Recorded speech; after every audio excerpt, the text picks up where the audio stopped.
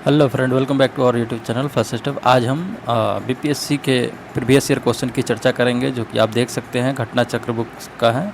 घटना चक्र पूर्वावलोकन 2026 एडिशन है।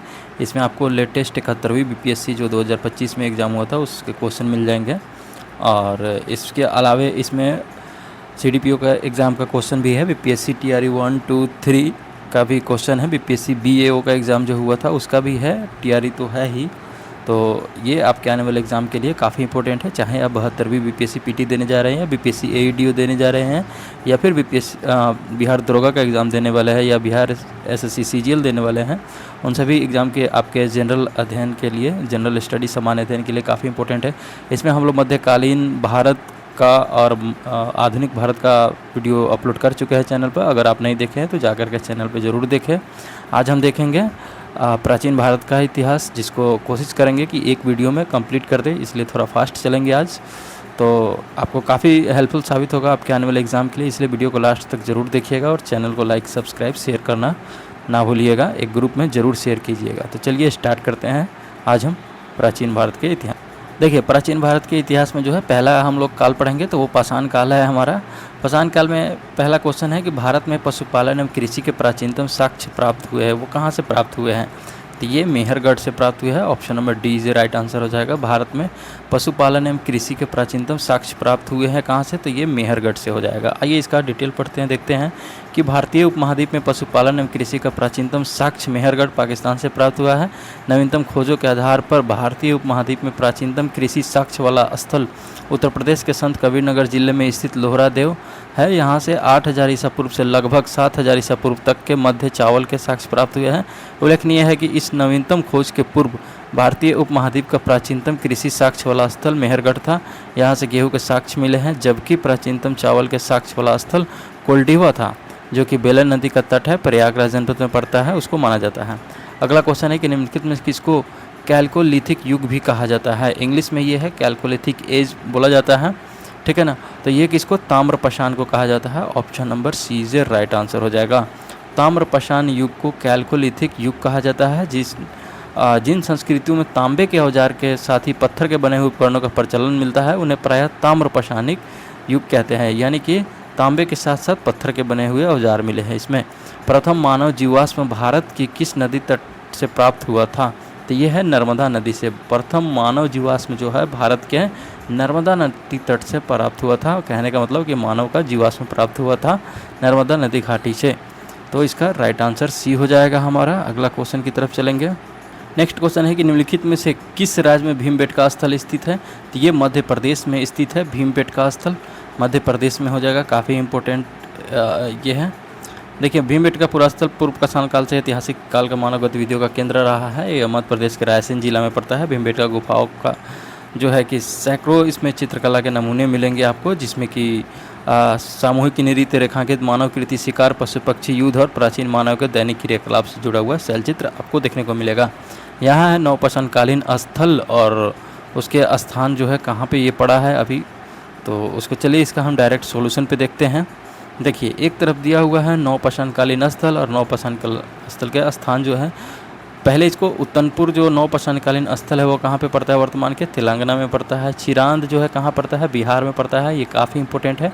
आप लोग बिहार से जो भी हैं तो वो बताएंगे कि चिरांद बिहार के किस ज़िले में है, ठीक। और अगला है गुफकराल। गुफकराल जो है ये कश्मीर से संबंधित है। पय्यमपल्ली कहाँ है? तमिलनाडु से संबंधित है। चलिए अगले क्वेश्चन की तरफ चलेंगे हम लोग। अगला क्वेश्चन है कि सूची वन से इसी तरह मिलान करना है। डायरेक्ट इसका सॉल्यूशन पे आ जाएंगे। नदियाँ। ताम्रपाषाण युगीन स्थल जो है वो किस नदियों के किनारे बसा हुआ था? तो आहाड़ ताम्रपाषाणी स्थल जो है ये बनास नदी के किनारे था। कैथा जो है काली सिंध नदी है, और स्वालदा जो है ये ताप्ती नदी से है, और मालवा जो है नर्मदा नदी से है। अगला क्वेश्चन है सैंधव सभ्यता एवं संस्कृति की बात करेंगे इसमें हम। तो सिंधु सभ्यता किस युग में पड़ती है? तो सिंधु सभ्यता आदि ऐतिहासिक काल में पड़ती है। काफ़ी इंपॉर्टेंट क्वेश्चन है ये कि सिंधु सभ्यता जो है किस युग में पड़ती है? इसको आदि ऐतिहासिक काल कहा जाता है। Option number D is right answer हो जाएगा। आगे है कि सिंधु घाटी सभ्यता की सबसे महत्वपूर्ण विशेषता क्या रही है? तो यहाँ पे option E is right answer हो जाएगा, क्योंकि इसमें से हाँ चलिए देख लेते हैं इसका, एक से अधिक या फिर उपयुक्त में से कोई नहीं इसका आंसर होगा। तो देखिए यहाँ सिंधु घाटी सभ्यता का जो विशेषता था वो नगर नियोजन को माना जाता है। नगर कस्बा एक निश्चित योजना के अनुसार बनाए गए थे। फिर इसी में पक्की ईंट से बनी इमारत जो है मोहनजोदड़ो का विशाल स्नानागार प्रमुख है पक्की ईंट से, और इनकी सतह पक्की ईंटों की है जिसमें जिप्सम जोड़ा गया। पक्की ईंट से निर्मित सुनियोजित वास्तुकला भी है। और मेसोपोटामिया, मिस्र आदि की सभ्यता जो है भांति हड़प्पा सभ्यता पूजा स्थल को स्पष्ट साक्ष्य नहीं मिला है। इस प्रकार भारत में प्रथम असली मेहराब का उदाहरण जो है बलबन के मकबरे में दिखता है। तो इसका राइट आंसर ई हो जाएगा। फिर अगला है हमारा कि किस शहर को मिनी हड़प्पा के नाम से जाना जाता है। काफ़ी इंपॉर्टेंट है ये मिनी हड़प्पा, यानी छोटा हड़प्पा किसे कहा जाता है, तो ये लोथल को कहा जाता है। ऑप्शन नंबर ए इसे राइट आंसर हो जाएगा। मिनी हड़प्पा के नाम से लोथल को जाना जाता है। कौन सा एक हड़प्पा का बंदरगाह है, तो हड़प्पा का बंदरगाह जो है लोथल है, इसी को मिनी हड़प्पा कहते हैं। ठीक है। अगला है कौन सा हड़प्पा कालीन स्थल गुजरात में है, काफ़ी इंपॉर्टेंट है। तो ये लोथल जो है गुजरात में है जिसको मिनी हड़प्पा कहा जाता है। फिर अगला है दुनिया की सर्वाधिक प्राचीन सभ्यता कौन है। ठीक है, दुनिया की सर्वाधिक प्राचीन सभ्यता कौन है, मेसोपोटामिया की सभ्यता जो इराक में पड़ता है। यहाँ D is a right answer हो जाएगा। मेसोपोटामिया की सभ्यता जो है दुनिया की सबसे पुरानी सभ्यता है। यह सभ्यता वर्तमान में इराक और उसके आसपास के क्षेत्र में विकसित हुई थी। इजिप्शियन सभ्यता यानी मिस्र की सभ्यता का विकास नील नदी के द्रोणी में हुआ था। ये मेसोपोटामिया सभ्यता के बाद मानी जाती है। कौन सा जानवर सिंधु घाटी सभ्यता के लोगों को नहीं पता था। किस जानवर के बारे में लोग सिंधु घाटी सभ्यता के लोगों को पता नहीं था, तो ये घोड़ा के बारे में हो जाएगा। Option number B is a right answer हो जाएगा। फिर आगे देखेंगे हम लोग। अगला है निम्न में से किस हड़प्पा कालीन स्थल टेराकोटा का हल प्राप्त हुआ है। तो टेराकोटा कहाँ से प्राप्त हुआ है, तो ये आपका हो जाएगा बनौली। चलिए देखते हैं इसका ई आंसर होगा, जिसमें कि कह रहा है कि प्रश्नगत विकल्प में बनौली हरियाणा तथा कालीबंगा राजस्थान नामक सिंधु घाटी सभ्यता से हल की खोज से संबंधित टेराकोटा की प्रतिकृति प्राप्त हुआ है। ठीक है, तो यहाँ option number E is a right answer हो जाएगा। फिर अगला है हमारा कि किस हड़प्पन नगर में जूते हुए खेतों के निशान मिले। जूता हुआ खेत के निशान कहाँ मिला है, कालीबंगा में मिला है। ठीक है, जो ये हरियाणा के फतेहाबाद ज़िले में स्थित है। बनौली से पक्की मिट्टी, तो वहाँ से हमको मिला था ये कालीबंगा। ठीक है, यहाँ से क्या मिला था, जूते हुए खेत के निशान मिले हैं। आगे देखेंगे किस हड़प्पा स्थल पर हमें जूते हुए खेतों के साक्ष्य मिलते हैं। तो कालीबंगा राजस्थान में पड़ता है। ठीक है, फिर देखिए कि कौन हड़प्पा और मोहनजोदड़ो के उत्खनन से संबंधित नहीं थे। तो आर.डी. बनर्जी थे, एम.एस. वत्स थे, के.एन. दीक्षित थे, ये बी.ए. स्मिथ नहीं थे और नहीं पूछ रहा है, तो option D is a right answer हो जाएगा। चलिए ये उत्खनन से संबंधित कुछ डिटेल इसको पढ़ देते हैं कि 1921 में दयाराम साहनी ने हड़प्पा का बृहद स्तर पर उत्खनन कार्य प्रारंभ कराया। वर्ष 1926-27 से वर्ष 1933-24 के मध्य माधव स्वरूप वत्स हड़प्पा के उत्खनन कार्य से संबंधित रहे। मोहनजोदड़ो की खोज सर्वप्रथम वर्ष 1922 में राखलदास बनर्जी ने की तथा इसके पुरातात्विक महत्व की ओर ध्यान आकर्षित किया। इनके अतिरिक्त कुछ अन्य विद्वान के.एन. दीक्षित, अर्नेस्ट मैके, ऑरेलस्टीन, ए.एन. घोष, जे.पी. जोशी आदि ने भी इस सभ्यता की खोज में महत्वपूर्ण योगदान दिया। अतः स्पष्ट है कि वी.ए. स्मिथ हड़प्पा सभ्यता की खोज से संबंधित नहीं रहे हैं, बल्कि ये इंडोलॉजिस्ट एवं इतिहासकार के रूप में प्रसिद्ध थे। आइए अगला क्वेश्चन है, हड़प्पा में मिट्टी के बर्तनों पर सामान्यतः किस रंग का उपयोग हुआ था। काफ़ी इंपॉर्टेंट है, तो ये हो जाएगा लाल रंग का। हड़प्पा में मिट्टी के बर्तनों पर सामान्यतः लाल रंग का प्रयोग हुआ था। ठीक, आगे देखेंगे हम लोग। अगला क्वेश्चन है, आईआईटी खड़गपुर के अध्ययन दल की रिपोर्ट के अनुसार लगातार कितने वर्षों की न के बराबर वर्षा का होना सिंधु घाटी सभ्यता के पतन का कारण रहा था। तो लगभग 900 वर्ष तक वर्षा न होना सिंधु घाटी सभ्यता के पतन का कारण माना जाता है। किसके तहत, तो आईआईटी खड़गपुर की एक अध्ययन दल की रिपोर्ट के अनुसार ऐसा माना जाता है। अब आते हैं वैदिक काल। वैदिक काल में संबंधित क्वेश्चन है कि कौन एक ऋग्वैदिक युग से संबंधित नहीं है। ध्यान दीजिएगा, क्वेश्चन में नहीं पूछ रहा है। ठीक है, तो यहाँ पे घोषा था, अपाला था, विश्वधारा था, ये गार्गी नहीं था। तो option number B is right answer हो जाएगा, क्योंकि नहीं पूछ रहा है। फिर अगला हमारा है कि घोषा, अपाला और विश्वधारा ये तीनों ऋग्वेद में सूत्र या मंत्रों की दृष्टता स्त्रियाँ है, अतः इन्हें ऋग्वैदिक युग से संबंधित माना जाता है। इसके विपरीत गार्गी उत्तर वैदिक उपनिषदिक युग की दार्शनिक है, न कि ऋग्वैदिक युग की। फिर अगला है कि प्रारंभिक वैदिक काल के दौरान कौन सा शहर प्राचीन मगध साम्राज्य की राजधानी के रूप में कार्य करता था। तो ये राजगिरी हो जाएगा, इसको राजगीर बोला जाता है वर्तमान में। ठीक है, ये बिहार में पड़ता है। तो प्रारंभिक वैदिक काल के दौरान राजगृह जो है यह मगध साम्राज्य की राजधानी के रूप में काम करता था। ऋग्वेद का कौन सा मंडल पूर्णतः सोम को समर्पित है? काफ़ी इंपॉर्टेंट है ये कि ऋग्वेद का कौन सा मंडल सोम को समर्पित है, तो ये 9वां मंडल है। ऑप्शन नंबर सी जो राइट आंसर हो जाएगा। आइए इसका डिटेल देखते हैं। ऋग्वेद में कुल 10 मंडल है और 9वें मंडल के सभी 114 सूक्त सोम को समर्पित है। सोम आर्यों का मुख्य पेय था जिसे मुजवंत चोटी से प्राप्त किया जाता था। ऋग्वेद के 10वें मंडल में चारों वर्णों की उत्पत्ति का उल्लेख प्राप्त होता है। ऋग्वेद संहिता का 9वां मंडल पूर्णतः किसको समर्पित है? तो अभी हम बताएं कि यह सोम और इस पेय पर नामाकृत देवता का है। Option number D is right answer हो जाएगा। आइए आगे देखते हैं गायत्री मंत्र किस पुस्तक में मिलता है। तो गायत्री मंत्र काफ़ी फेमस है। गायत्री मंत्र ऋग्वेद से लिया गया है। देखिए इसके रचनाकार विश्वामित्र है। गायत्री मंत्र के रचनाकार कौन हो जाएंगे? तो विश्वामित्र हो जाएंगे। यह मंत्र ऋग्वेद के 3य मंडल में वर्णित है। यह सूर्य देवता को समर्पित है। काफ़ी बार पूछा गया है कि गायत्री मंत्र किसको समर्पित है, तो सूर्य देवता को समर्पित है। किस काल में अछूत की अवधारणा स्पष्ट रूप से उद्भव हुई थी, मतलब उभर के आई थी अछूत की अवधारणा? तो ये हो जाएगा धर्मशास्त्र के समय में। Option number D is right answer हो जाएगा। आइए आगे देखते हैं। अगला क्वेश्चन है कि भारतीय उपमहाद्वीप में लोहे का प्रयोग कब शुरू हुआ? भारतीय उपमहाद्वीप में लोहे का प्रयोग जो है उसका एक कोई निश्चित यहाँ पे ऑप्शन नहीं दिया गया है, इसलिए डिटेल इसका देख लेंगे। भारतीय उपमहाद्वीप में लोहे के प्रयोग के प्रारंभ के विषय में विद्वानों में मतभेद है। कुछ विद्वानों का मत है कि विश्व में सर्वप्रथम हित्ती नामक जाति ने ही लोहे का प्रयोग प्रारंभ किया था और इसके पश्चात ही विश्व के अन्य देशों में इसका प्रचलन हुआ, जबकि थाईलैंड के बानचियांग नामक पुरास्थल के खुदाई से ढले हुए लोहा प्राप्त हुआ है, जिसकी तिथि लगभग 1600 से 1200 ईस्वी के लगभग निर्धारित की गई है। भारत में नोह, राजस्थान के दोआब क्षेत्र से लोहा, कृष्णा लोहित मृदभांड के साक्ष्य प्राप्त हुए हैं, जिसकी संभावित तिथि 1400 ईस्वी पूर्व है। सर्वप्रथम उत्तर वैदिक काल लगभग जो है उत्तर वैदिक काल के ग्रंथों में हमें इस धातु का स्पष्ट प्रमाण होते हैं। अथर्ववेद में लोहे का उल्लेख श्याम अयस के रूप में होता है। इसमें लोहे के बने हुए फाल का भी उल्लेख है। अतरंजी खेड़ा के उत्खनन से गेहूं, जौ तथा चावल के अवशेष के साथ साथ प्राचीनतम कृषि लौह उपकरण की प्राप्ति हुई है। पुरातत्वविदों ने इसका काल लगभग 1000 ईसा पूर्व निर्धारित किया, जो अधिकांश विद्वानों के द्वारा स्वीकार्य है। चलिए आइए देखते हैं कि बोगज कुई का महत्व किस लिए है। बोगज कुई का महत्व इसलिए है कि वहाँ जो अभिलेख प्राप्त हुए उनमें वैदिक देवी एवं देवताओं का वर्णन मिलता है। Option number A is right answer हो जाएगा। बोगज कुई का महत्व इसलिए है कि वहाँ जो अभिलेख प्राप्त हुए उनमें वैदिक देवी एवं देवताओं का वर्णन मिलता है। तो option A is right answer हो जाएगा। अगला क्वेश्चन देखेंगे हम लोग। अगला क्वेश्चन है हमारा कि प्रसिद्ध 10 राजाओं का युद्ध किस नदी पर लड़ा गया? काफ़ी इंपॉर्टेंट है ये। 10 राज युद्ध भी कहा जाता है इसको। तो ये परुष्णी नदी पर लड़ा गया था और परुष्णी नदी को वर्तमान में रावी नदी के नाम से जाना जाता है। तो ऑप्शन डी इसका आंसर हो जाएगा। फिर है उत्तर वैदिक काल के दौरान रचित किस प्राचीन भारतीय ग्रंथ में दार्शनिक, भजन और ब्रह्मांड विज्ञान और नैतिकता पर चर्चाएं शामिल है? ठीक है, तो वो जो है उपनिषद पर शामिल है।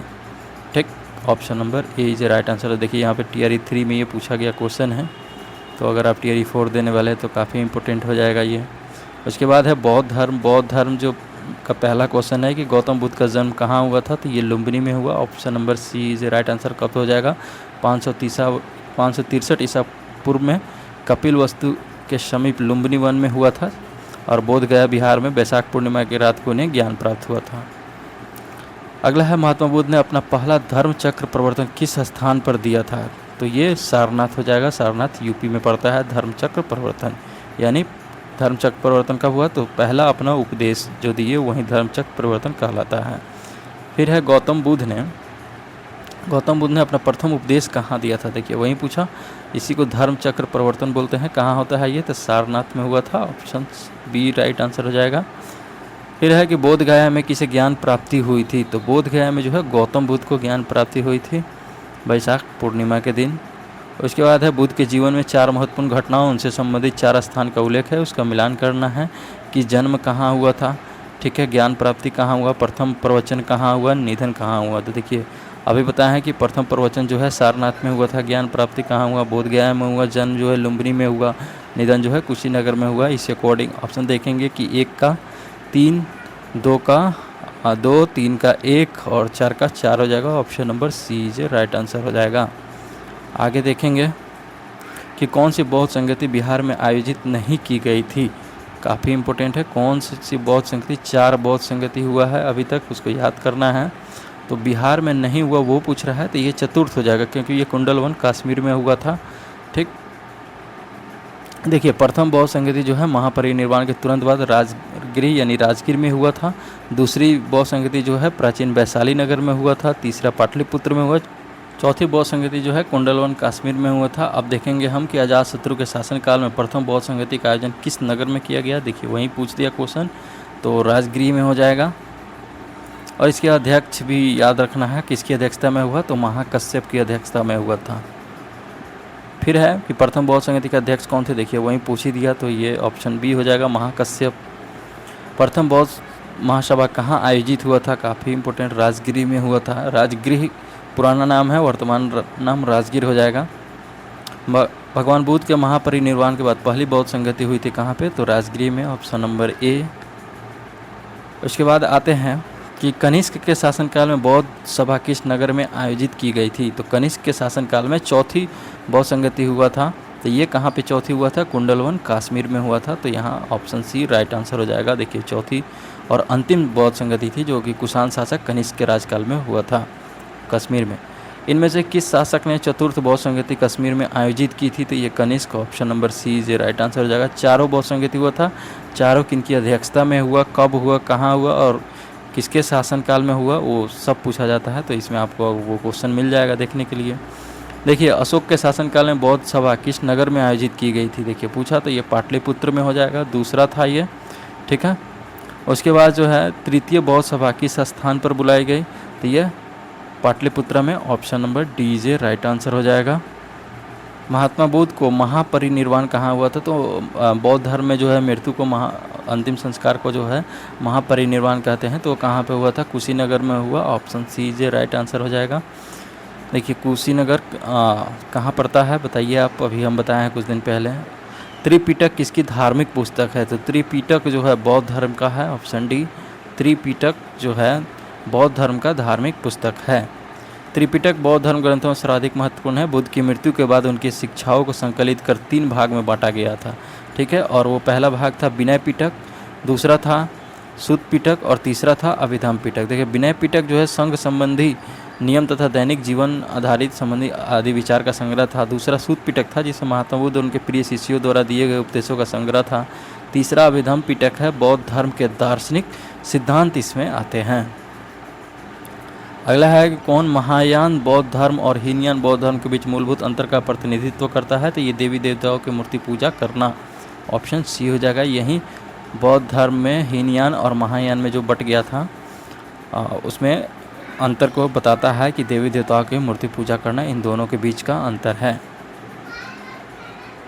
फिर है कि बोध गया में बोधि वृक्ष अपने वंश की इस किस पीढ़ी का है, अभी भी बोधि वृक्ष है, लेकिन महात्मा बुद्ध के समय जो था वो नहीं था, उसका अगला पीढ़ी आ चुका है, तो कौवा पीढ़ी है, उसको देखते हैं। महाबोधि मंदिर स्थित वर्तमान बोधि वृक्ष वह नहीं है जिसके नीचे बैठकर महात्मा बुद्ध ने ज्ञान प्राप्त किया था। हैंसनाग के अनुसार उस मूल वृक्ष को 7वीं शताब्दी में सम्राट शशांक ने नष्ट कर दिया था। इसके बाद इस स्थान पर कई और वृक्ष रोपित हुए और नष्ट हुए। वर्तमान वृक्ष जिसे हम देख रहे हैं वो 5वीं पीढ़ी का वृक्ष है, जिसे अलेक्जेंडर कनिंघम ने लगवाया था। यह वृक्ष पूरी तरह संरक्षित है और केवल इससे गिरी हुई पत्तियों को ही छूने एवं उठाने का अधिकार है। एक अन्य तथ्य के अनुसार यह वृक्ष क्रमशः 2 बार सम्राट अशोक, 1 बार पुष्यमित्र शुंग और 1 बार पूर्व वर्मा तथा अंत में कनिंघम द्वारा लगवाया गया।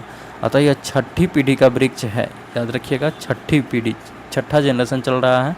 बिहार सरकार के पर्यटन विभाग की वेबसाइट पर इसे 5वीं सीढ़ी बताया गया है। तथ्य में विवाद होने के कारण आयोग इसको जो है मूल्यांकन से बाहर कर दिया है। 5वां 6ठा में इसमें कन्फ्यूजन रहता है, कभी 5वां मानता है, कभी कोई 6ठा मानता है। चीनी यात्री शुंग यून ने भारत की यात्रा कब की थी, तो ये 1515 से 1520 में, 1515 ईस्वी से 1520 ईस्वी के बीच में चीनी यात्री शुंग यून जो है वो भारत की यात्रा पर आए हुए थे। गौतम बुद्ध को एक देवता का स्थान किस राजा के युग में प्राप्त हुआ था, तो ये कनिष्क के समय हुआ था, ऑप्शन बी। देखिए कनिष्क के शासनकाल में संपन्न चतुर्थ बौद्ध संगति में बौद्ध धर्म हीनयान महायान नामक 2 स्पष्ट एवं स्वतंत्र संप्रदाय में विभक्त हो गया। महायान शाखा में बुद्ध को देवता माना गया तथा उनकी पूजा की जाने लगी। इसी के साथ अनेक बोधिसत्वों की पूजा भी प्रारंभ हुई थी। तो देखिए राजा कनिष्क से जो है महात्मा बुद्ध का काफ़ी गहरा संबंध था, दोनों मतलब एक दोस्त की तरह थे।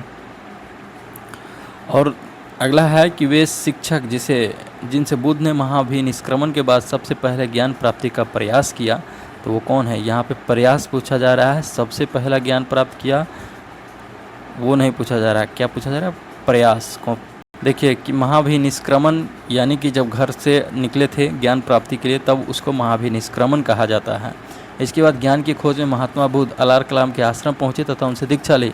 अलार कलाम के आश्रम में उन्होंने तपस्या की, किंतु वे इससे संतुष्ट नहीं हुए। अलार कलाम सांख्य दर्शन के आचार्य थे तथा अपनी साधना शक्ति के लिए विख्यात थे। अतः अलार कलाम एवं रुद्रक रामपुत्र से महात्मा बुद्ध ने पहले ज्ञान प्राप्ति का प्रयास किया था। अगला है कि कौन सी बात बौद्ध धर्म तथा जैन धर्म में समान नहीं है? तो ये आत्मदमन का बात जो है दोनों में समान नहीं है, बाकी अहिंसा दोनों में है, वेदों के प्रति उदासीनता है, रीति रिवाजों की अस्वीकृति है। तप यानी आत्मदमन का मतलब तप करना और भोग की अति का परिहार है। मध्यम मार्ग का अनुसरण केवल बौद्ध धर्म में किया गया है। बौद्ध धर्म मध्यम मार्ग के लिए ही फेमस है। नालंदा विश्वविद्यालय ज्ञान का महाकेंद्र था किस धर्म के समय? तो ये बौद्ध धर्म के काल में नालंदा विश्वविद्यालय ज्ञान का एक महत्वपूर्ण केंद्र था जो कि पूरे विश्व में प्रसिद्ध था। अब आते हैं जैन धर्म। जैन धर्म में पहला जो है कि महावीर स्वामी का जन्म कहाँ हुआ था ये पूछा गया है।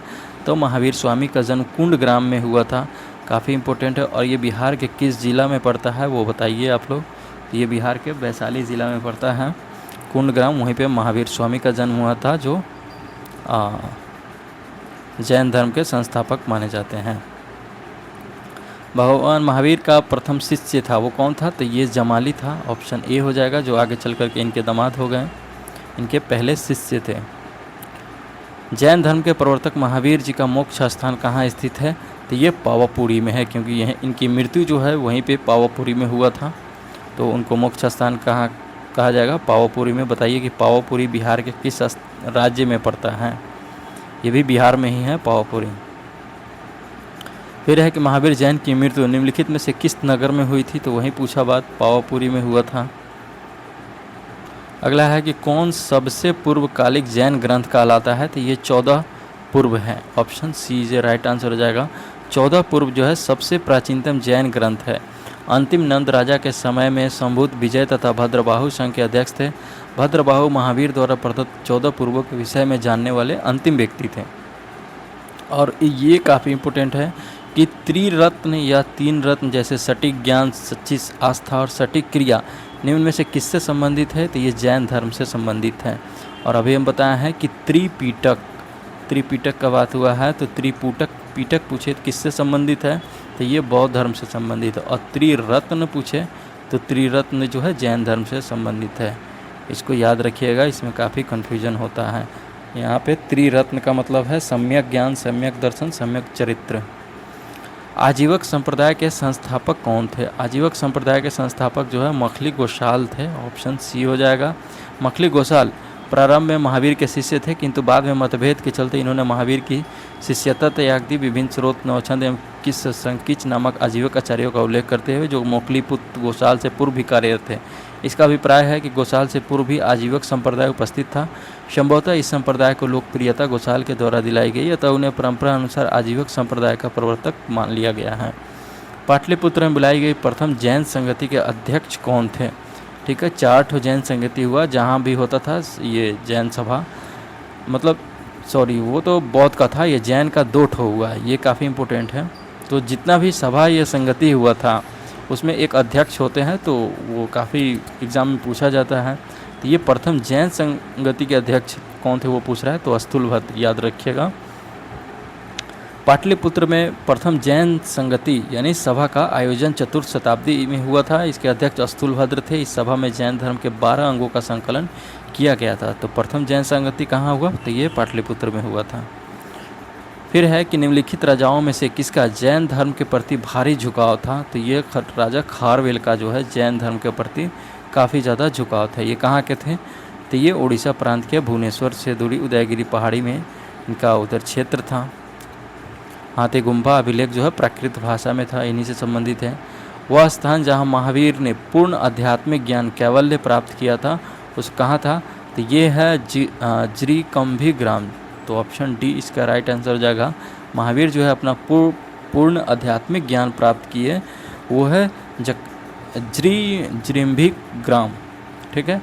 और इसको कैवल्य की प्राप्ति बोलते हैं। जब पूर्ण आध्यात्मिक ज्ञान प्राप्त हो जाएगा तो वो कैवल्य प्राप्ति करना कहलाता है। ये 12 वर्षों की कठोर तपस्या और साधना के पश्चात हुआ था, जो कि ऋजुपालिका नदी के तट पर साल वृक्ष के नीचे मिला था। शैव तथा भागवत धर्म अब आते हैं। इसका है कि भागवत संप्रदाय के विकास में किसकी देन अत्यधिक थी, तो ये गुप्त संप्रदाय की। Option D is right answer हो जाएगा। भागवत तथा वैष्णव धर्म का चरमोत्कर्ष गुप्त राजाओं के शासनकाल में हुआ। गुप्त नरेश वैष्णव मतानुयायी थे तथा संभवतः उन्होंने इसे अपना राजधर्म बनाया था। अधिकांश शासक परम भागवत की उपाधि धारण करते थे। विष्णु का वाहन गरुड़ गुप्तों का राज चिन्ह था। नाथपंथियों, सिद्धों और योगियों ने भक्ति धर्म को किस क्षेत्र में लोकप्रिय बनाया? नाथपंथियों, सिद्धों और योगियों ने भक्ति धर्म को किस क्षेत्र में लोकप्रिय बनाया? तो ये उत्तर भारत में, काफ़ी इम्पोर्टेंट है ये। नाथपंथी, सिद्धों और योगियों ने भक्ति धर्म को उत्तर भारत के क्षेत्र में काफ़ी लोकप्रिय बनाया था। अब आते हैं 6ठी शताब्दी ईसा पूर्व में कुछ राजनीतिक दशा है, उससे संबंधित क्वेश्चन पूछे जाते हैं कि पाटलिपुत्र के संस्थापक कौन थे। तो देखिए, पाटलिपुत्र की स्थापना अजातशत्रु ने गंगा और सोन नदी के संगम पर पाटलिपुत्र में पाटिल ग्राम में एक किला बनाकर की थी। उदयन के ने मगध साम्राज्य की राजधानी राजगिरी से पाटलिपुत्र स्थानांतरित की थी। और यहाँ पे ऑप्शन सही नहीं होने की वजह से इसको आयोग जो है क्वेश्चन को हटा दिया है। तो याद रखिएगा कहाँ पे हुआ था। हाँ, गंगा और सोन नदी के संगम पर अजातशत्रु ने किया था। बाद में उदयन जो है इसको राजधानी बना लिया था। पाटलिपुत्र को किस शासक ने सर्वप्रथम अपनी राजधानी बनाया? तो देखिए, इसमें उदयन ऑप्शन में नहीं दिया हुआ है, तो इसका आंसर यहाँ पे नहीं होगा, लेकिन इसको याद रखिएगा। प्रथम राजधानी कौन बनाया? उदयन ने बनाया यहाँ पे। अगला क्वेश्चन है कि किस शासक ने अपनी राजधानी पाटलिपुत्र में स्थानांतरित की थी? देखिए आ गया, ऑप्शन नंबर सी उदयन हो जाएगा इसका राइट आंसर। अगला क्वेश्चन देखेंगे कि किस राजा ने पाटलिपुत्र बसाया था? तो ये अजातशत्रु हो जाएगा, option C is right answer. आगे देखेंगे कि किस शासक द्वारा सर्वप्रथम पाटलिपुत्र की राजधानी के रूप में चयन किया गया? तो ये उदयन द्वारा, लेकिन इस शहर को बसाया कौन? अजातशत्रु। बाद में इसे राजधानी बना दिया उदयन ने। प्राचीन काल में गंगा के दक्षिण क्षेत्र को क्या कहा जाता है? तो ये प्राचीन काल में गंगा के क्षेत्र को क्या कहा जाता है? चलिए देखते हैं।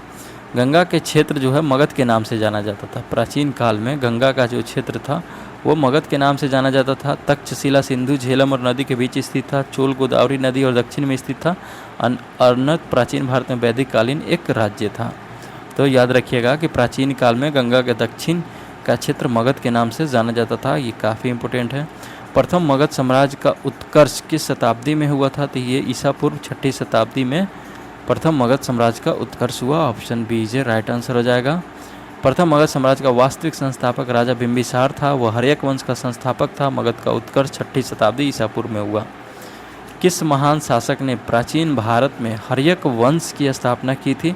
तो वो था Bimbisara. Option A is right answer हो जाएगा। प्रथम मगध साम्राज्य की स्थापना उत्कर्ष जो 6ठी शताब्दी में हुआ। इस साम्राज्य की महत्ता का वास्तविक संस्थापक राजा बिंबिसार था, जो कि हर्यक वंश से संबंधित था। मगध की राजधानी राजगीर का प्राकृतिक नाम क्या था? तो ये राजगीर का प्राकृतिक नाम या पुराना नाम पूछे तो राजगृह हो जाएगा। देखिए यहाँ टियर 3 में पूछा है ये अभी लेटेस्ट। अब आते हैं कि एक तरफ महाजनपद है और महाजनपद की राजधानियाँ हैं। चलिए इसको देख लेते हैं यहाँ पे सीधा कि मल्ल महाजनपद की राजधानी जो है ये कुशीनगर थी, जिसे पहले कुशीनारा कहा जाता था। अंग महाजनपद की राजधानी चंपा थी। गंधार महाजनपद की राजधानी तक्षशिला। वतस महाजनपद की राजधानी कौशाम्बी है। विश्व का पहला गणतंत्र वैशाली में किसके द्वारा स्थापित किया गया था? काफ़ी इंपॉर्टेंट है। विश्व का पहला गणतंत्र जो है वैशाली में स्थापित किया गया था। यह लिच्छवियों ने किया था और इसी के लिए बिहार का इतिहास जाना जाता है कि पहली गणतंत्रात्मक व्यवस्था जो है शासन प्रणाली में वैशाली में लिच्छवियों ने किया था। आज 6ठी शताब्दी में जहाँ जनपदों में राजतंत्रात्मक शासन व्यवस्था थी, वहीं वज्जी तथा मल नामक 2 राज्यों में गणतंत्रात्मक शासन व्यवस्था प्रचलित था। वज्जी 8 राज्यों का एक संघ था, जिसमें वैशाली के लिच्छवी सर्वाधिक शक्तिशाली थे। ईसा पूर्व 6ठी सदी में विश्व की प्रथम गणतंत्रात्मक व्यवस्था कहाँ थी? वैशाली में लिच्छवी गणराज्य में। वैशाली में लिच्छवी गणराज्य था वहाँ पे। मगध की प्रारंभिक राजधानी कौन सी थी? काफ़ी इंपॉर्टेंट। तो ये राजगृह या फिर इसी को गृहव्रज भी कहा जाता था पहले। देखिए पुराणों के अनुसार मगध पर शासन करने वाला पहला राजवंश बृहद्रथ था। इस वंश के पहले राजा बृहदत्त का पुत्र जरासंध था जिसने राजगिरी या गिरिव्रज को अपनी राजधानी बनाया। बौद्ध ग्रंथों के अनुसार मगध का प्रथम प्रतापी शासक बिंबिसार था। यह हर्यक वंश से संबंधित था। इसकी मृत्यु 492 ईसा पूर्व में हुई। इसके पश्चात अजातशत्रु मगध का शासक हुआ। अजातशत्रु के पुत्र उदय ने अपनी राजधानी राजगीर से हटा करके पाटलिपुत्र स्थानांतरित कर लिया। अगला है प्राचीन महाजनपद मगध की प्रथम राजधानी कौन सी थी, तो वहाँ देख लेते हैं। इसमें ई ऑप्शन इसका आंसर हो जाएगा। अभी बताया है कि प्राचीन महाजनपद मगध की प्रथम राजधानी राजगीर थी, जिसे गिरिव्रज भी कहा जाता था, तो ऑप्शन में नहीं है, इसलिए ई इसका राइट आंसर हो जाएगा। अजातशत्रु के वंश का नाम क्या था, काफ़ी इंपॉर्टेंट। अजातशत्रु एक प्रतापी शासक थे जो कि हर्यक वंश से संबंधित थे। आगे देखते हैं 16 महाजनपदों की सूची उपलब्ध है, किसमें उपलब्ध है, तो ये अंगुत्तर निकाय में उपलब्ध है। Option B is right answer. 16 महाजनपदों की सूची जो है वह अंगुत्तर निकाय में स्थित है। वह 16 महाजनपद कौन थे, बौद्ध ग्रंथ के अंगुत्तर निकाय में 16 महाजनपदों की सूची है। देख लीजिए वो कौन है। अंग, मगध, काशी, कौशल, वज्जी, मल्ल, छेदी, वतस, गुरु, पंचाल, मत्स्य, सूरसेन, अस्मक, अवंती, गंधार एवं कम्बोज, यह 16 महाजनपद थे। इन सभी महाजनपदों में एकमात्र महाजनपद अस्मक जो है वह दक्षिण भारत में स्थित था, बाकी सभी उत्तर भारत में हो जाएगा। अब है कि परघोत कहाँ का राजा था। परघोत जो है कहाँ का राजा था, तो ये अवंती का राजा था। Option number D is right answer. परघोत जो है अवंती का राजा था। बुद्ध के समय अवंती का राजा चंद्रघोत था, चंड परघोत था, उसी का पूरा नाम हुआ। फिर है मगध शासक बिंबिसार का चिकित्सक कौन था, काफ़ी इंपॉर्टेंट। मगध शासक बिंबिसार का चिकित्सक जीवक था। Option number C is right answer. Magadh के शासक बिंबिसार का चिकित्सक जीवक था। बिंबिसार ने उसे अवंती नरेश चंड परघोत के इलाज के लिए भी भेजा था। नंद वंश के पश्चात मगध पर किस राजवंश ने शासन किया, तो ये मौर्य वंश ने किया। Option A is right answer. Magadh के नंद वंश की स्थापना शिशुनाग वंश के अंत करके की गई। नंद वंश में कुल 9 राजा हुए। नंद वंश के अंतिम काल में जनता से बलपूर्वक धन वसूलने तथा छोटी छोटी वस्तुओं पर भारी कर लगाने के कारण जनता शासकों के विरुद्ध हो गई और चारों ओर से घृणा और संतोष का व्याप्त हो गया। इसी का लाभ उठाकर चंद्रगुप्त मौर्य ने चाणक्य के सहयोग से घनानंद की हत्या कर दी और नंद वंश का अंत कर दिया। ठीक है, और उसके बाद मौर्य वंश का शासन स्थापित हो गया। कलिंग नरेश खारवेल का संबंध कहाँ से था, तो कलिंग नरेश खारवेल का संबंध जो है, चलिए आइए देखते हैं यहाँ पे। चेदी वंश का संस्थापक जो है महामेघवान नामक व्यक्ति से था। कलिंग के छेदी, अतः इस वंश का नाम महामेघवान वंश भी पड़ गया। इस वंश का सर्वाधिक शक्तिशाली शासक राजा खारवेल हुआ। राजा खारवेल का नाम जुड़ा है, किससे जुड़ा हुआ है, तो हाथी गुम्फा लेक से जुड़ा है। Option C is right answer. राजा खारवेल का संबंध हाथी गुम्फा लेक से है।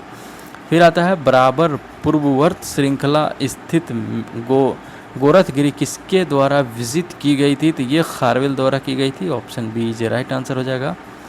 फिर उसके बाद है कि अंग जनपद की राजधानी कहाँ थी, अभी बताए हैं। अंग जनपद की राजधानी चंपा थी। देखिए दक्षिण बिहार के वर्तमान भागलपुर तथा मुंगेर जिला अंग महाजनपद के अंतर्गत थे। इसकी राजधानी चंपा थी।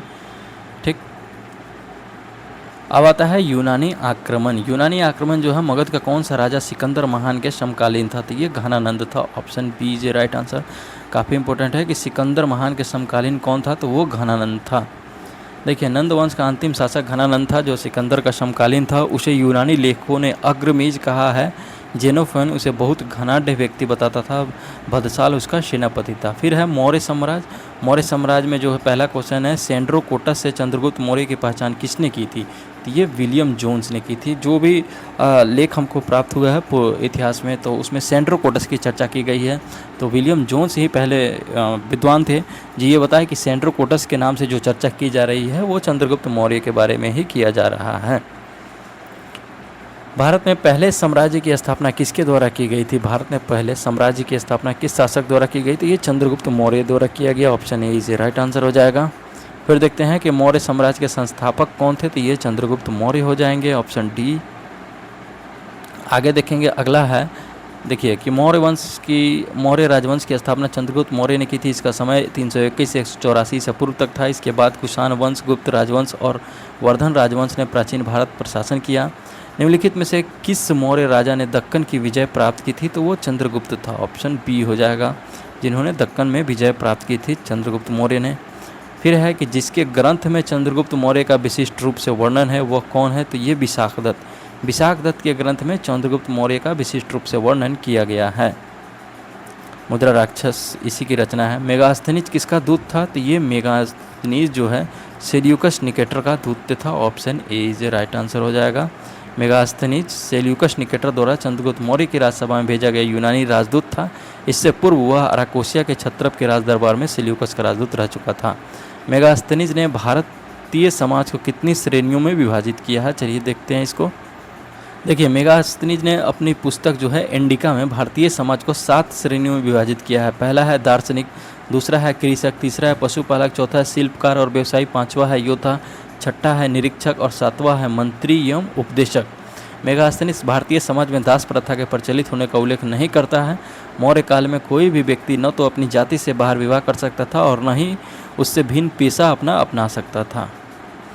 वह स्रोत जिसमें पाटलिपुत्र के प्रशासन का वर्णन उपलब्ध है वह कौन सा है, तो वह है मेगास्थनीज की इंडिका, जिसमें पाटलिपुत्र के प्रशासन का वर्णन किया गया है। आगे देखिए, घटना स्थल है, उससे संबंधित व्यक्ति है, इसका मिलान करना है। चलिए देखते हैं इसका सॉल्यूशन डायरेक्ट। देखिए, अभी लेटेस्ट ये 71वीं बीपीएससी 2025 के पीटी में पूछा गया है। पहला है कि चोल गंगम झील किससे संबंधित है, तो ये राजेंद्र प्रथम से संबंधित है। धर्म महामात्र की नियुक्ति अशोक ने की थी। प्रयाग की सभा हर्षवर्धन से संबंधित है। सुदर्शन झील जो है चंद्रगुप्त मौर्य से संबंधित है। आगे देखेंगे हम, अगला है कि वह अभिलेख जिसे यह प्रमाणित होता है कि चंद्रगुप्त का प्रभाव पश्चिम भारत पर था, यह है रुद्रदामन का जूनागढ़ अभिलेख। रुद्रदामन का जूनागढ़ अभिलेख से यह प्रमाणित होता है कि चंद्रगुप्त का प्रभाव पश्चिम भारत पर था। फिर आगे है कि किस अभिलेख में कलिंग विजय का वर्णन किया गया है, तो कलिंग विजय का वर्णन जो है किस अभिलेख में किया गया है वो बताना है। देखिए, यहाँ पे राइट आंसर जो है ऑप्शन नंबर ई हो जाएगा। देखिए, भाब्रू या बैराट शिलालेख में अशोक ने स्वयं को मगध का सम्राट बताया है। प्रियदर्शी लाजा मागधे संधे अभिवेदनु आहा अपब्बा धाचा, ये उस अभिलेख शिलालेख में लिखा गया भाषा है। इसका अर्थ होता है कि मतलब अशोक जो है अपने आप को स्वयं जो है मगध का सम्राट बता रहे हैं। यही अभिलेख अशोक को बौद्ध धर्मावलंबी प्रमाणित करता है। अशोक के धम्म का मूल संदेश क्या था, तो देखिए, मूल संदेश एक नहीं था, एक से अधिक था, इसलिए यहाँ पे option E is right answer हो जाएगा। कह रहा है कि अशोक का धम्म मतलब धर्म एक नैतिक संहिता थी जी। अशोक अपने दूसरे और 7वें स्तंभलेख के माध्यम से संदेश देता है कि अपासीनवे बहु के आने दया दाने सच्चे सोचिए माधवे साधवे च, अर्थात इसका अर्थ हुआ कि कम पाप करना, कल्याण करना, दया दान करना, सत्य बोलना, पवित्रता से रहना, स्वभाव में मधुरता तथा साधुता बनाए रखना। इस प्रकार अशोक धम्म के मूल संदेश में शांति और अहिंसा, बड़ों का सम्मान तथा धार्मिक सहनशीलता निहित होता है। यानी एक से अधिक हो जाएगा यहाँ पे, इसलिए option E is a right answer हो जाएगा। फिर है कि अपने शिलालेख में अशोक सामान्यतः किस नाम से जाने जाते हैं, तो ये प्रियदर्शी के नाम से जाने जाते हैं। ऑप्शन बी ये राइट आंसर हो जाएगा। देखिए, अशोक के अधिकांश अभिलेख में उसे देवनाम प्रिय, देवनाम प्रियदर्शी, देवताओं का प्रिय अथवा देखने में सुंदर, इसी को मिला करके देवनाम प्रियदर्शी कहा जाता है तथा राजा आदि की उपाधियों से संबोधित किया गया है। पुराणों में उसे अशोक वर्धन भी कहा गया है। अशोक के शिलालेख में प्रयुक्त भाषा कौन सी है, तो ये प्राकृत भाषा होती थी। प्राकृत भाषा में शिलालेख लिखा जाता था अशोक के। फिर है उसके बाद कि अशोक के स्तंभ पर कौन सी लिपि लिखी गई है। अशोक के स्तंभ पर कौन सी लिपि लिखी गई है, तो ये ब्राह्मी लिपि हो जाएगा। Option A is a right answer. देखिए, 70वीं में पूछा है ये। प्राचीन भारत में निम्नलिखित में से कौन सी एक लिपि दाईं ओर से बाईं ओर लिखी जाती थी, यानी दाएं से बाएं, ऐसे जैसे उर्दू लिखते हैं, तो ये खरोष्टी लिपि जो है दाएं से बाएं लिखी जाती थी प्राचीन भारत में, काफ़ी इम्पोर्टेंट है। फिर उसके बाद है कि निम्न में से प्राचीन भारत की कौन सी लिपि दाहिने से बाएं की ओर लिखी जाती है, अभी बताएं कि खरोष्टी हो जाएगा इसका राइट आंसर। आगे देखिए, अशोक के अभिलेख को पहली बार किनके द्वारा पढ़ा गया था, काफ़ी इंपॉर्टेंट है ये। अशोक के अभिलेख को पहली बार किसके द्वारा पढ़ा गया, तो वो हो जाएगा James Prinsep. Option A is a right answer हो जाएगा। अशोक के अभिलेख ब्राह्मी लिपि में जो था उसको पहली बार पढ़ने का श्रेय जेम्स प्रिंसेप को जाता है, जिन्होंने 1887 में अशोक के दिल्ली टोपरा अभिलेख को पढ़ने में सफलता प्राप्त की थी। फिर अगला है कि ब्राह्मी लिपि को सर्वप्रथम किसने पढ़ा था। देखिए, अभी ये क्वेश्चन बताए हैं, जेम्स प्रिंसेप इसका आंसर हो जाएगा, जो कि यहाँ पे 2 ऑप्शन है, अगले ऑप्शन में इसका राइट आंसर होगा। देखिए, अब क्वेश्चन है कि स्वर्ण भूमि का वह पहला राजा कौन था जिसने नालंदा में एक बौद्ध विहार की स्थापना की तथा उसके रख रखाव हेतु अपने दूत द्वारा देवपाल से 5 गांव दान में देने के लिए प्रार्थना की थी, तो वो कौन थे? उनका नाम बताना है, वो थे Balaputra Deva. Option number C is right answer हो जाएगा इसका। फिर आगे देखेंगे हम लोग, अगला है प्राचीन भारत के स्थल और वर्तमान में ये किस राज्य में पड़ते हैं, उससे मिलान करना है। आइए देखते हैं। देखिए ये अभी लेटेस्ट 71वीं बीपीएससी पीटी में पूछा गया क्वेश्चन है, इसलिए अगर आप 72वीं पीटी देने वाले हैं तो काफ़ी इंपॉर्टेंट हो जाता है आपके लिए। पुरातत्वीय और ऐतिहासिक विवरणों में कर्ण सुवर्ण को प्राचीन नगर बताया गया है, जिसकी स्थिति वर्तमान मुर्शिदाबाद जिला पश्चिम बंगाल में मानी जाती है। प्राचीन संस्कृत साहित्य में प्राग्ञ ज्योतिष और कामरूप दोनों नामों का प्रयोग प्राचीन असम एवं उसके आसपास के क्षेत्र के लिए किया गया है। गिरनार पर्वत और उससे संबंधित प्राचीन धार्मिक ऐतिहासिक स्थल आज के गुजरात राज्य में आते हैं। और प्रतिष्ठान पैठन गोदावरी नदी के तट पर स्थित महाराष्ट्र राज्य के छत्रपति संभाजी नगर, इसका पूरा नाम औरंगाबाद, पहले का नाम औरंगाबाद था, उस नगर में पड़ता है। किस अभिलेख में रुद्रदामन प्रथम विभिन्न उपलब्धियां वर्णित है? ये जूनागढ़ अभिलेख में रुद्रदामन प्रथम की उपलब्धियां वर्णित की गई है। आगे देखेंगे, अगला है कि दूसरी शताब्दी के आसपास रचित संस्कृत के शिलालेख के अनुसार सुदर्शन झील एक कृत्रिम जलाशय की मरम्मत किसने करवाई थी? काफ़ी इंपॉर्टेंट, बहुत बार पूछा गया है एग्जाम में ये, कि सुदर्शन झील का मरम्मत किसने करवाया था? ये रुद्रदामन ने करवाया। ऑप्शन सी हो जाएगा, सुदर्शन झील का मरम्मत करवाने वाले हैं। इनमें से किसने सर्वप्रथम व्यापक पैमाने पर स्वर्ण मुद्रा का प्रचलन किया था? तो ये है वम कडफिसेस। ऑप्शन सी, विम कडफिसेस जो थे वे सर्वप्रथम व्यापक पैमाने पर स्वर्ण मुद्रा का प्रचलन किए। आगे देखेंगे कि पूर्व गुप्त काल में शीशे के सिक्कों की एक बड़ी संख्या जारी की गई, किसके समय? तो सातवाहनों द्वारा की गई थी। पूर्व गुप्त काल में यानी गुप्त काल से पहले शीशे के सिक्के की एक बड़ी संख्या जारी की गई, किसके द्वारा? तो ये सातवाहनों द्वारा। Option A is right answer हो जाएगा। आगे देखते हैं, शुंग वंश के बाद किस वंश ने भारत पर आक्रमण किया? तो अभी बताए हैं कि शुंग वंश के बाद जो है कन्नो वंश आया था भारत पर, इसका शासन। शुंग वंश के बाद कन्नो वंश का शासन भारत पे आया था। अब है गुप्तोत्तर एवं गुप्तोत्तर युग। गुप्त एवं गुप्तोत्तर युग को देखेंगे। इसमें देखिए पहला क्वेश्चन है कि किस गुप्त शासक ने अपने बड़े भाई की हत्या कर सत्ता प्राप्त की थी? तो वो जो है चंद्रगुप्त द्वितीय हो जाएगा। Option C is a right answer. फिर है प्राचीन भारत का नेपोलियन किसे कहा जाता है? काफ़ी इंपॉर्टेंट है। प्राचीन भारत का नेपोलियन जो है समुद्रगुप्त को कहा जाता है। Option number D is a right answer हो जाएगा। और कैन कहते हैं विसेंट स्मिथ की रचना जो है the early history of India में समुद्रगुप्त की वीरता पर ये इनको भारत के नेपोलियन की संज्ञा दी जाती है।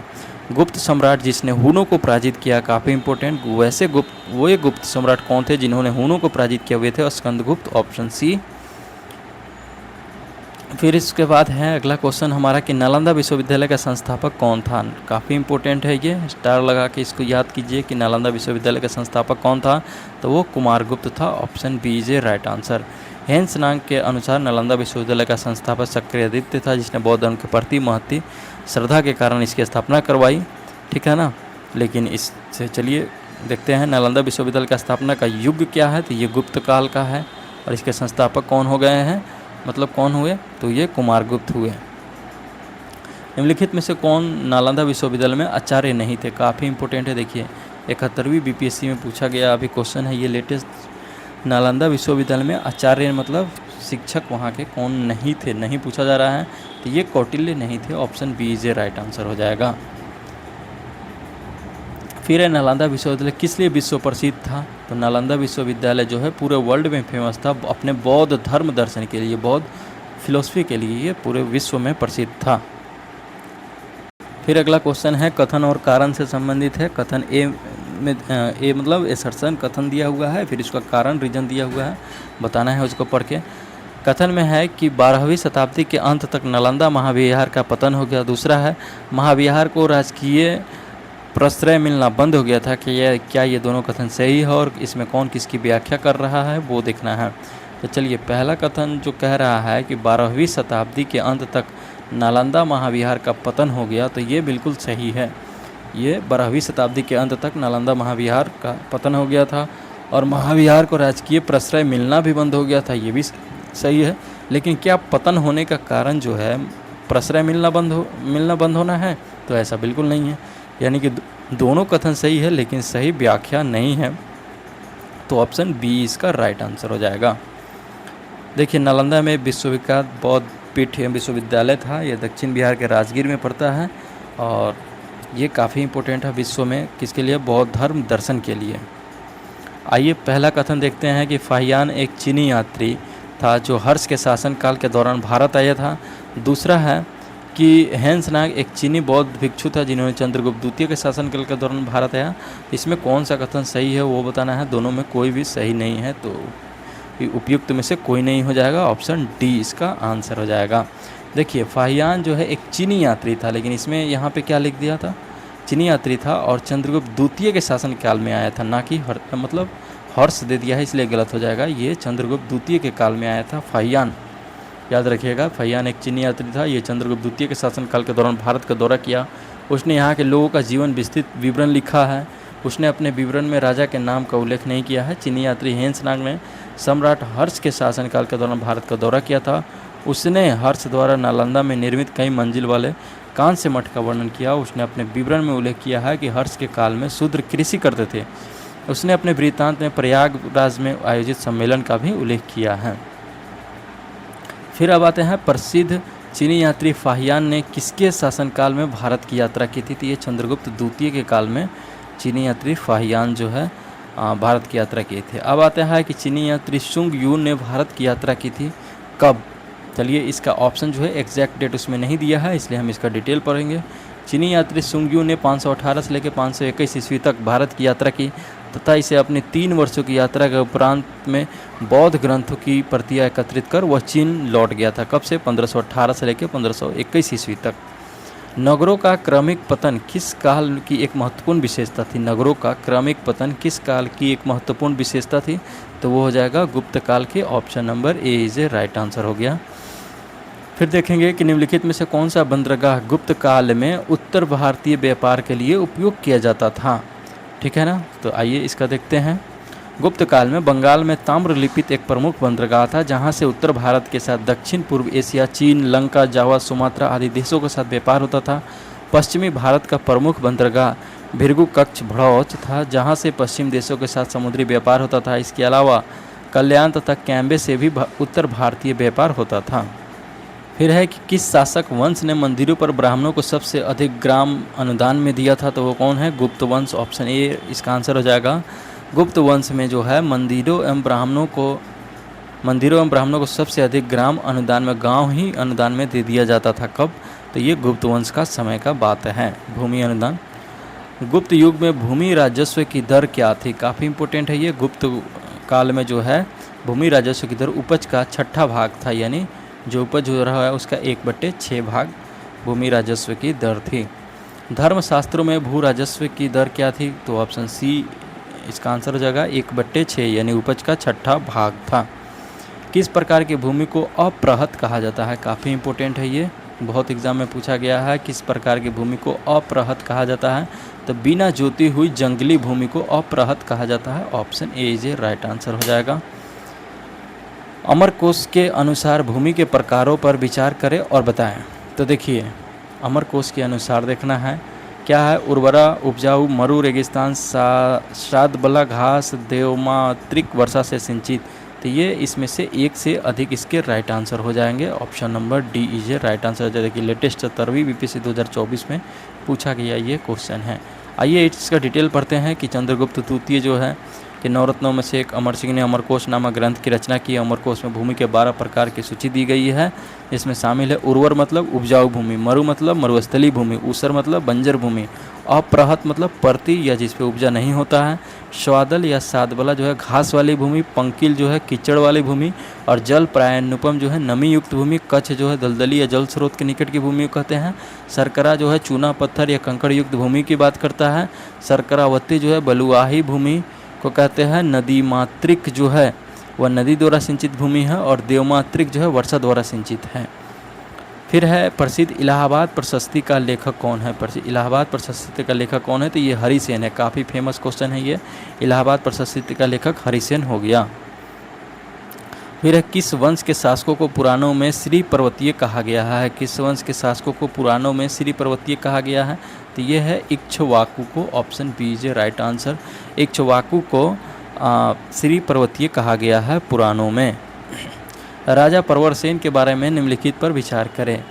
ऑप्शन चलिए इसका देख लेते हैं कि इसका एक से अधिक ऑप्शन सही है राजा प्रवरसेन के बारे में, तो समय ज़्यादा लगेगा, इसलिए इसका डायरेक्ट हम लोग डिटेल पढ़ेंगे। देखिए, वाकाटक राजवंश जो है वो प्राचीन भारतीय राजवंश है जिसने भारत के मध्य भाग और दक्षिण में 3री शताब्दी ईस्वी से लेकर के 5वीं शताब्दी के अंत 6ठी शताब्दी की शुरुआत तक शासन किया। इस वंश का संस्थापक विंध्य शक्ति वन था, जिसका उत्तराधिकारी प्रवरसेन प्रथम था, जिसके वाकाटक वंश का वास्तविक संस्थापक भी कहा जाता है। प्रवरसेन प्रथम के समय में ही वाकाटक वंश की सीमाएं उत्तर में विंध्य क्षेत्र से लेकर के दक्षिण में दक्कन के क्षेत्र तक विस्तृत हो गई।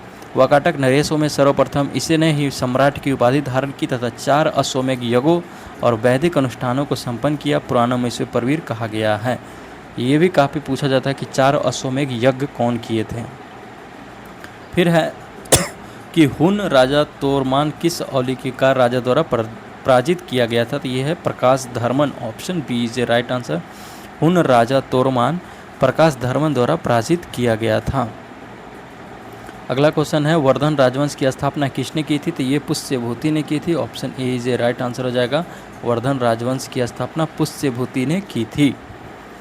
अगला है कवि बाण निवासी था, वो कहाँ का निवासी था, तो देखिए बाण भट्ट के जन्म स्थान को लेकर विद्वानों में कवि बाण भट्ट इसी को कहा जाता है।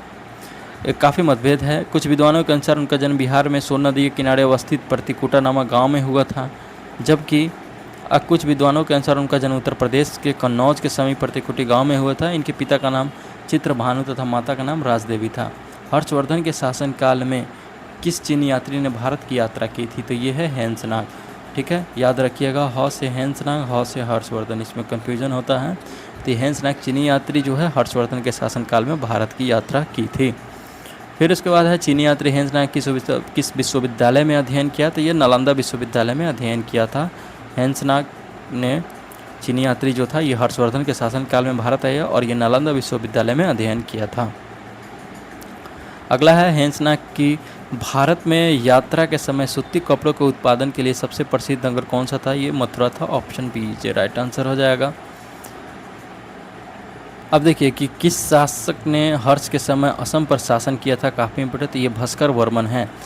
भास्कर वर्मन जो है ने हर्ष के समय असम पर शासन किया था। राजा हर्षवर्धन के समय भास्कर वर्मन असम पर शासन किए थे, काफ़ी इंपोर्टेंट है ये। 7वीं शताब्दी ईस्वी के दौरान भारत का कौन शासक था जो बौद्ध धर्म के संरक्षण और सांस्कृतिक गतिविधियों के समर्थन के लिए जाना जाता था, तो ये राजा हर्ष था। Option B is right answer. देखिए बीपीएससी टियर 3 में अभी पूछा गया लेटेस्ट क्वेश्चन है ये कि 7वीं शताब्दी ईस्वी के दौरान भारत का कौन शासक था जो बौद्ध धर्म के संरक्षण और सांस्कृतिक गतिविधियों के समर्थन के लिए जाना जाता था। आगे देखेंगे गुप्त वाकाटक युग में तार्किक तर्क और बहस पर ध्यान केंद्रित करते हुए भारतीय दर्शन के किस महत्वपूर्ण स्कूल का विकास हुआ, वो बताना है। तो ये है हमारा न्याय स्कूल का, इसका विकास हुआ न्याय दर्शन का। Option C is right answer. देखिए अभी टियर 3 में पूछ दिया है। क्या है क्वेश्चन कि गुप्त वाकाटक युग में तार्किक तर्क और बहस पर ध्यान केंद्रित करते हुए भारतीय दर्शन के किस महत्वपूर्ण स्कूल का विकास हुआ, तो ये न्याय का हुआ। आगे देखेंगे हम लोग। अगला क्वेश्चन है कि इनमें से किसने पहली बार यह व्याख्या की थी कि पृथ्वी की अपनी धुरी पर घूमने के कारण प्रतिदिन सूर्योदय एवं सूर्यास्त होता है, काफ़ी इंपॉर्टेंट है। तो ये आर्यभट्ट ने की थी। आर्यभट्ट ने पहली बार यह व्याख्या की कि पृथ्वी की अपनी धुरी पर घूमने के कारण प्रतिदिन सूर्योदय और सूर्यास्त होता है। इनमें से कौन गुप्त काल में औषधि के क्षेत्र में अपने कार्य के लिए जाने जाते हैं, तो ये यहाँ पे सुश्रुत हो जाएगा। शैल्य क्रिया का एक से अधिक यहाँ पे इसका आंसर हो जाएगा, यानी option E is right answer हो जाएगा। इसको पढ़ लीजिएगा, यहाँ पे डिटेल दिया हुआ है। अब आते हैं प्राचीन भारत में स्थापत्य कला के बारे में। तो प्राचीन काल में जो है स्थापत्य कला को देखिएगा तो वो है कि बराबर की गुफाओं का उपयोग किसके आश्रय गृह के रूप में किया गया है, तो ये आजीविकों के लिए। बराबर की गुफाओं का उपयोग जो है आजीविकों के आश्रय गृह के रूप में किया गया है। अगला क्वेश्चन है कि भारतीय कला में स्तूप, चैत्य और विहार का निर्माण किससे संबंधित है, तो ये तीनों जो है बौद्ध धर्म से संबंधित है। भारतीय कला में स्तूप जहाँ भी दिखेगा आपको, चैत्य दिखेगा या विहार दिखेगा, ये सभी बौद्ध धर्म से संबंधित है क्योंकि ये बौद्ध स्थापत्य के प्रमुख तत्व थे। खजुराहो मंदिर स्थापत्य के निर्माण में सहयोगी थे, कौन थे? तो ये चंदेल थे। खजुराहो मंदिर स्थापत्य के निर्माण में सहयोगी चंदेल थे। मध्य प्रदेश के छतरपुर जिले में स्थित खजुराहो में चंदेल राजाओं द्वारा निर्मित मंदिर आज भी चंदेल स्थापत्य की उत्कृष्टता का बखान कर रही है, जो कि 10 से 11वीं शताब्दी के मध्य हुआ था। कला की गंधार शैली निम्न समय में फली फूली थी। ये कुषाणों के समय में गंधार शैली जो है कुषाणों के समय में फली फूली। गंधार शैली कुषाणों के समय में फली फूली। बुद्ध की प्राचीनतम प्रतिमा किस शैली में प्राप्त होती है? बुद्ध की प्राचीनतम प्रतिमा किस शैली में प्राप्त होती है? तो ये गंधार शैली में। Option A is a right answer हो जाएगा। आगे देखिए, आगे देखते हैं कि VS झांसी के पास देवघट का मंदिर और इलाहाबाद के पास गढ़वा मंदिर में बनी मूर्तियाँ किस कला के महत्वपूर्ण अवशेष है? किस कला के है? तो ये गुप्त कला के महत्वपूर्ण अवशेष है। Option B is right answer हो जाएगा। झांसी के पास देवघट का मंदिर और इलाहाबाद के पास गढ़वा मंदिर में बनी मूर्तियाँ गुप्त कला का महत्वपूर्ण अवशेष है। आइए आगे देखते हैं। बोधिसत्व पद्मापिनी की पेंटिंग स्थित है कहाँ पे? बोधिसत्व पद्मापिनी की पेंटिंग स्थित है अजंता में। Option number D is right answer इसका हो जाएगा। बोधिसत्व पद्मापिनी की पेंटिंग स्थित है अजंता में। निम्नलिखित अभिलेखों में से किसमें विधवा दहन का उल्लेख किया गया है? तो ये भानुगुप्त का एरन स्तंभ अभिलेख में जो है विधवा दहन का उदाहरण दिया गया है। भानुगुप्त के एरन स्तंभ अभिलेख में विधवा दहन का उल्लेख किया गया है। अब आते हैं कि खजुराहो मंदिर स्थापत्य के निर्माण में सहयोगी थे। खजुराहो मंदिर स्थापत्य के निर्माण में सहयोगी कौन थे? चंदेल थे। अभी हम इसकी चर्चा किए हैं हम लोग, तो वो थे चंदेल। बराबुदुर विश्व में सबसे अद्भुत स्तूप है और इसकी मूर्ति और मूर्ति कला किसका शानदार उदाहरण है? तो ये भारत जवा कला का उदाहरण है। Option number D J right answer हो जाएगा। बराबुदुर विश्व में सबसे अद्भुत स्तूप है और इसकी मूर्ति और मूर्तिकला किसका शानदार उदाहरण है? तो ये भारत जवा कला का उदाहरण है। चीनी स्रोत के अनुसार श्रीलंका के शासक मेघवर्मन ने गया में बौद्ध मंदिर बनाने की अनुमति के लिए किससे गुप्त राजा के पास एक मिशनरी भेजा था? तो ये समुद्रगुप्त हो जाएगा। ऑप्शन नंबर सी जे राइट आंसर हो जाएगा। चीनी स्रोत के अनुसार श्रीलंका के शासक मेघवर्मन ने गया में बौद्ध मंदिर बनाने की अनुमति के लिए समुद्रगुप्त के पास एक मिशनरी भेजा हुआ था। अब आते हैं अगले क्वेश्चन की तरफ, जिसमें है दक्षिण भारत की चर्चा करेंगे। इसमें दक्षिण के चोल, चालुक्य, पल्लव एवं संगम युग की चर्चा होगी। पहला क्वेश्चन है कि चोल वंश का संस्थापक कौन सा था? तो ये विजयालय था, जो चोल वंश के संस्थापक माने जाते हैं। इन्होंने विजयालय ने की थी चोल साम्राज्य की स्थापना, जो प्रारंभ में पल्लव का एक सामंती सरदार था। उन्होंने लगभग 1850 ईस्वी में तंजौर को अपने अधिकार में कर लिया। तंजौर जो के शैव मंदिर, राजराजेश्वर या बृहदेश्वर मंदिर का निर्माण राजराज प्रथम के काल में हुआ। चोल काल किसके लिए प्रसिद्ध है? काफ़ी इंपॉर्टेंट। चोल काल जो है ग्राम पंचायत के लिए प्रसिद्ध है। Option number A is right answer हो जाएगा। चोल काल ग्राम पंचायत के लिए प्रसिद्ध है। कौन सा मध्यकालीन भारतीय साम्राज्य व्यापक स्तर पर स्थानीय स्वशासन के लिए प्रसिद्ध था? तो ये चोल यानी ग्राम पंचायत की इसमें चर्चा की गई है। फिर है कैलाशनाथ मंदिर किस वंश ने और किस राज्य में बनाया गया? कैलाशनाथ मंदिर जो है ये पल्लव वंश ने बनाया, तमिलनाडु में। Option C is a right answer हो जाएगा। आगे देखेंगे। अगला क्वेश्चन है हमारा कि कौन सा मंदिर कांचीपुरम में स्थित है? कौन सा मंदिर जो है वो कांचीपुरम में स्थित है? तो ये है एकाम्बरेश्वर मंदिर। Option number D is a right answer. Ekambareshwar मंदिर जो है वो कांचीपुरम में स्थित है। फिर है तंजावुर में बृहदेश्वर मंदिर का निर्माण किस राजा द्वारा करवाया गया? काफ़ी इंपॉर्टेंट है, इसको स्टार मार्क कर लीजिए। तंजावुर में बृहदेश्वर मंदिर का निर्माण जो है राजराज प्रथम ने करवाया था। ठीक है, तो ऑप्शन ए इसका राइट आंसर हो जाएगा। फिर इसके बाद जो है चेर राजवंश की राजधानी कौन सी थी? चेर राजवंश की राजधानी जो है कुरुवुर या करूर थी। ऑप्शन ए राइट आंसर हो जाएगा। चेर राजवंश दक्षिण भारत से संबंधित है। निम्नलिखित राजवंशों में किसका उल्लेख संगम साहित्य में नहीं है? काफ़ी इंपॉर्टेंट। संगम साहित्य में किस राजवंश का उल्लेख नहीं है? तो वो है कदम्ब का। चोल का है, चेर का है, पांड्य का है। तो option A is right answer यहाँ पे हो जाएगा। फिर आगे देखते हैं हम लोग कि संगम युग में उरैयूर किस लिए विख्यात था? संगम युग में उरैयूर किस लिए विख्यात था? तो ये कपास के व्यापार का महत्वपूर्ण केंद्र था। Option number B is right answer हो जाएगा। संगम युग में उरैयूर जो है कपास के व्यापार का महत्वपूर्ण केंद्र था। दक्षिण भारत के मंदिरों के आकर्षक द्वार क्या कहलाते थे? तो ये गोपुरम कहलाते थे। दक्षिण मंदिरों के आकर्षक द्वार जो है गोपुरम कहलाते थे। और आप कमेंट करके बताइएगा कि दक्षिण भारत में जो मंदिर है वो किस शैली में बना हुआ है। रोमन साम्राज्य से व्यापारिक संबंध किसने स्थापित किए थे? तो ये चेर ने किया था। रोमन साम्राज्य से व्यापारिक संबंध चेर ने स्थापित किया था। फिर है कि फारसी यात्री अब्दुल रज़ाक भारत में किस राजा के शासनकाल में आया था? तो ये हो जाएगा देवराय द्वितीय के शासनकाल में। काफ़ी इंपॉर्टेंट क्वेश्चन है, ये बहुत बार पूछा गया है कि फारसी यात्री अब्दुल रज़ाक भारत में किसके शासनकाल में आया? तो देवराय द्वितीय के काल में आया था, जो कि संगम वंश के संस्थापक थे। संस्थापक नहीं, सबसे प्रतापी शासक थे देवराय द्वितीय। उनके काल में फारसी यात्री अब्दुल रज़ाक आया था। प्राचीन साहित्य एवं साहित्यकार की बात करें अगर हम, तो किस भारतीय दर्शन ने परमाणु सिद्धांत का प्रतिपादन किया था? तो वो वैशेषिक हो जाएगा। Option number D is a right answer हो जाएगा। भारतीय दर्शन ने परमाणु सिद्धांत का प्रतिपादन किया, तो वो हो जाएगा Vaisheshika. Option number D is a right answer इसका हो जाएगा। अगला देखिए, कालिदास के कुमार संभवम में किस पौराणिक चरित्र के जन्म की कहानी है? कालिदास के कुमार संभवम में किस पौराणिक चरित्र के जन्म की कहानी है? तो ये है Kartikeya. Option number B is a right answer. आगे देखेंगे कि मुद्रा राक्षस का लेखक निम्न में से कौन सा है? तो मुद्रा राक्षस का लेखक जो है विशाख दत्त है। Option number B is a right answer है। मुद्रा राक्षस जो है विशाख दत्त इसके लेखक है। इस ग्रंथ से मौर्य इतिहास मुख्य रूप से इसमें प्रकाश डाला गया है। मेगास्थनीज की पुस्तक का नाम क्या है? तो काफ़ी इंपॉर्टेंट है और फेमस है। मेगास्थनीज की पुस्तक इंडिका है। आइए आगे देखते हैं। अगला क्वेश्चन है कि इंडिका का लेखक कौन है? अभी बताएं कि इसके लेखक मेगास्थनीज हैं। फिर उसके बाद है सूची वन में पुस्तक है और एक तरफ उसके मिलान करने के लिए लेखक दिया गया है। तो देखिए इसको डायरेक्ट हम लोग चलते हैं इसके सॉल्यूशन पे। देखिए बृहद संहिता के लेखक ब्रह्मविहीर्त है। फिर उसका मूषिका मशा यानी मूषिक वंश जो है अतुला है। रास तरंगिनी के लेखक कलहन है। विक्रमाकदेव चरित के लेखक विल्हन है। ठीक है, इसको याद रखिएगा। बृहद संहिता के लेखक ब्रह्मविहीर है।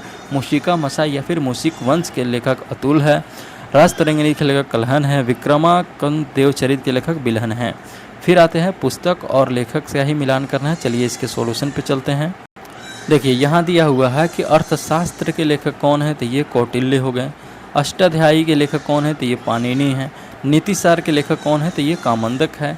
कुमार संभवम के लेखक कौन है? तो ये कालिदास हो जाएंगे। याद रखिएगा, अर्थशास्त्र के लेखक कौटिल्य, अष्टाध्यायी के लेखक पाणिनि, नीतिसार के लेखक कामंदक, कुमार संभव के लेखक कालिदास हो जाएंगे। फिर है कलहन की पुस्तक का नाम क्या है? तो कलहन की पुस्तक का नाम है रास Tarangini. Option number D is right answer हो जाएगा। आगे देखिए, कौटिल्य की पुस्तक अर्थशास्त्र किस विषय पर आधारित है? काफ़ी इंपॉर्टेंट है ये। कौटिल्य की पुस्तक अर्थशास्त्र जो किस विषय पर? तो आर्थिक। अर्थशास्त्र से मतलब अर्थशास्त्र आर्थिक नहीं समझिएगा। अर्थशास्त्र इसका नाम सिर्फ है, लेकिन इसमें राजनीतिक शासन प्रणाली से संबंधित है, राजनीति से संबंधित है, जो कि ऑप्शन में नहीं दिया हुआ है, इसलिए ई इसका राइट आंसर हो जाएगा। आगे देखेंगे हम लोग कौटिल्य के अर्थशास्त्र में किस पहलू पर प्रकाश डाला गया है? देख लीजिए, राजनीतिक नीतियों पर प्रकाश डाला गया है। Option number B is right answer इसका हो जाएगा। फिर आगे देखेंगे कि अर्थशास्त्र नामक पुस्तक के लेखक कौन था? तो कौटिल्य था। काफ़ी फेमस पुस्तक है उनकी, कौटिल्य की अर्थशास्त्र। इतिहास के प्राचीन और मध्ययुगीन काल के राजाओं और उनके द्वारा लिखी गई रचनाओं का सही मिलान किस युग में किया गया है? तो देखिए सही मिलान जो है द्वितीय में किया गया है। ऑप्शन नंबर बी में। मत विलास प्रहसन जो है ये महेंद्र वर्मन से संबंधित है। Option number B is right answer हो जाएगा। देखिए मत विलास प्रहसन जो है महेंद्र वर्मन प्रथम से संबंधित है। अमुक्त माल्यादा कृष्णदेव राय से संबंधित है।